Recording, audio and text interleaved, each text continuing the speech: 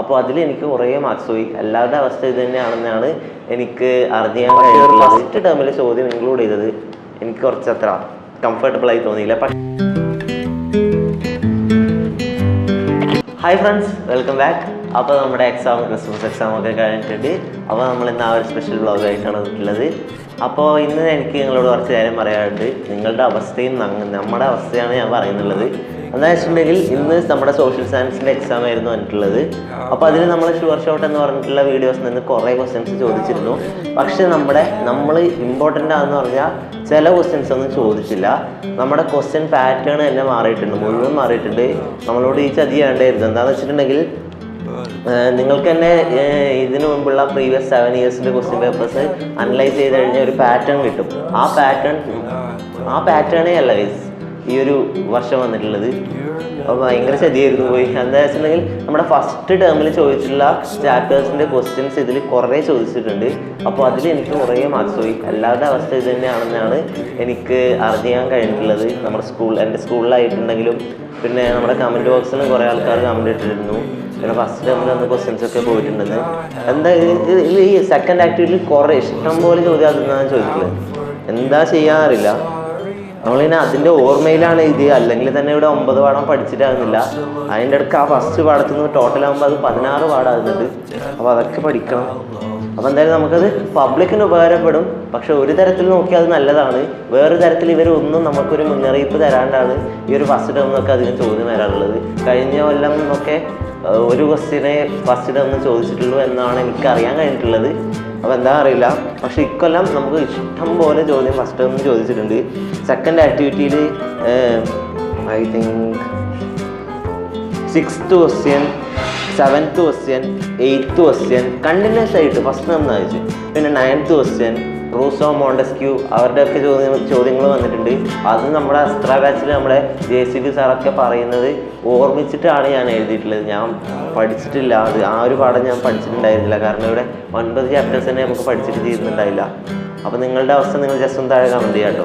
അപ്പോൾ social exam second ടേമിൽ ഞാൻ പഠിച്ചതും ഞാൻ ഷുവർ ഷോട്ടിൽ വന്ന ചോദ്യങ്ങളൊക്കെ വന്നിട്ടുണ്ട്.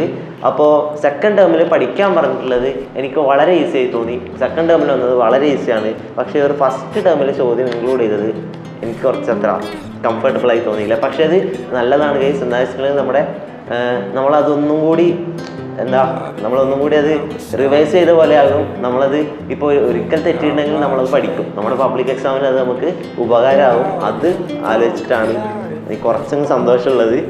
പിന്നീട് നമ്മളെ ക്രിസ്മസ് ലീവ് തുടങ്ങിയിട്ടുണ്ട്. നമുക്ക് നാളെ സ്കൂളില്ല. നാളെ സ്കൂൾ ലീവാണ്. നമ്മൾ ക്രിസ്മസ് ആഘോഷമില്ലാതുകൊണ്ട് നാളെ സ്കൂൾ ലീവാണ്. 10 days ആണ് ലീവ്. അപ്പോൾ നിങ്ങളുടെ എന്താണ് നമ്മുടെ ഈ ഒരു 10 days ലീവിലെന്ന് നിങ്ങളുടെ താഴ്ന്ന് കമൻറ്റ് ചെയ്യാം. നിങ്ങളുടെ പ്ലാൻ അനുസരിച്ച് നമുക്കൊന്ന് നമ്മുടെ വ്ളോഗൊക്കെ ചെയ്യാം.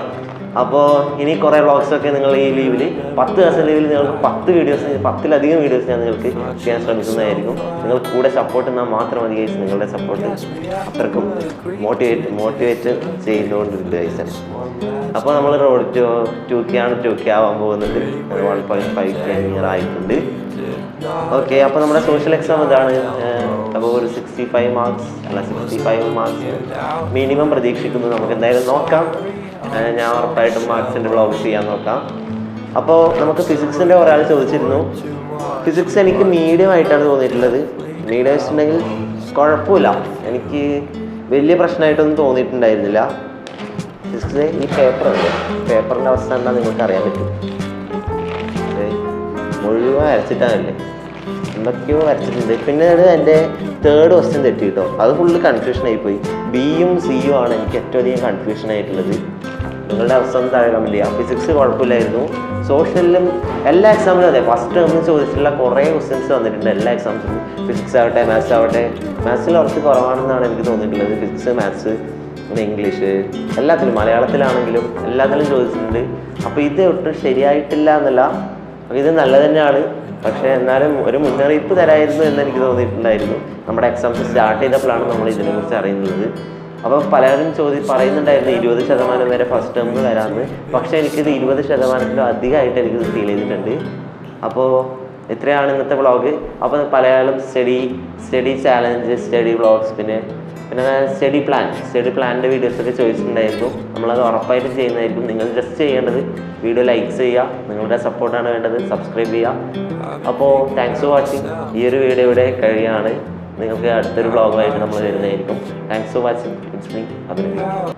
Don't care if you are here or if you don't stay. Now I'm feeling those winter blues, but I don't wanna cry.